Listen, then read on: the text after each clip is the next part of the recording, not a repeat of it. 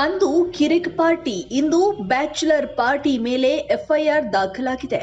ರಕ್ಷಿತ್ ಶೆಟ್ಟಿ ಮೇಲೆ ಬೆಂಬಿಡದೆ ಕಾಡ್ತಾ ಇದೆ ಕಾಪಿ ರೈಟ್ಸ್ ಆರೋಪ.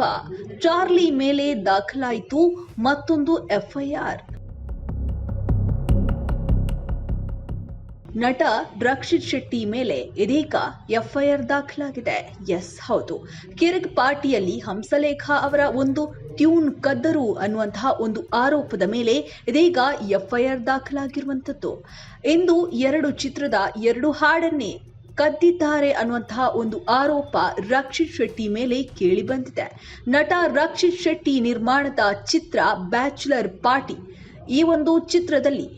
ಈ ಒಂದು ಚಿತ್ರಕ್ಕಾಗಿ ಅವರು ಹಾಡನ್ನ ಕದ್ದಿದ್ದಾರೆ ಅನ್ನುವಂತಹ ಒಂದು ವಿಚಾರ ಇದೀಗ ಸ್ಯಾಂಡಲ್ವುಡ್ ನಲ್ಲಿ ಸುದ್ದಿಯಾಗಿರುವಂತದ್ದು. ನಟ ರಕ್ಷಿತ್ ಶೆಟ್ಟಿ ಹಾಗೂ ಅವರ ಒಡೆತನದ ಪರವ ಸ್ಟುಡಿಯೋ ಮೇಲೆ ಎಫ್ಐಆರ್ ದಾಖಲಾಗಿರುವಂಥದ್ದು.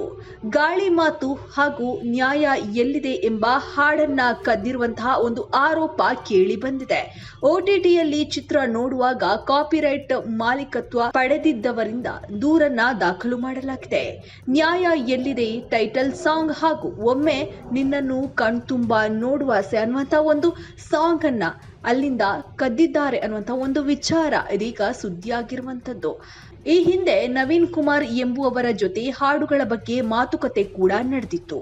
ನವೀನ್ ಕುಮಾರ್ ಹಾಡುಗಳ ಕಾಪಿ ರೈಟ್ಸ್ ಪಡೆದು ಮಾರಾಟ ಮಾಡ್ತಿದ್ದ ಬಿಸ್ನೆಸ್ ಮ್ಯಾನ್ ಕೂಡ ಆಗಿದ್ರು.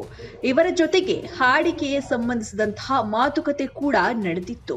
ಆದ್ರೆ ನಾನಾ ಕಾರಣಕ್ಕೆ ಈ ಡೀಲ್ ಮುರಿದು ಬಿದ್ದಿತ್ತು. ಆದ್ರೂ ಕೂಡ ಈ ಹಾಡನ್ನ ಮಾಲೀಕರ ಅನುಮತಿ ಇಲ್ಲದೆ ಬಳಕೆ ಮಾಡಲಾಗಿದೆ. ಚಿತ್ರದಲ್ಲಿ 2 ಹಾಡುಗಳನ್ನ ಬಳಕೆ ಮಾಡಿದ್ದಾರೆ ಅಂತ ನವೀನ್ ಕುಮಾರ್ ಆರೋಪ ಮಾಡಿದ್ದಾರೆ. ಈ ಒಂದು ವಿಚಾರದ ಬಗ್ಗೆ ಯಶವಂತಪುರ ಪೊಲೀಸ್ ಠಾಣೆಯಲ್ಲಿ ಇದೀಗ ದೂರು ದಾಖಲಾಗಿದೆ.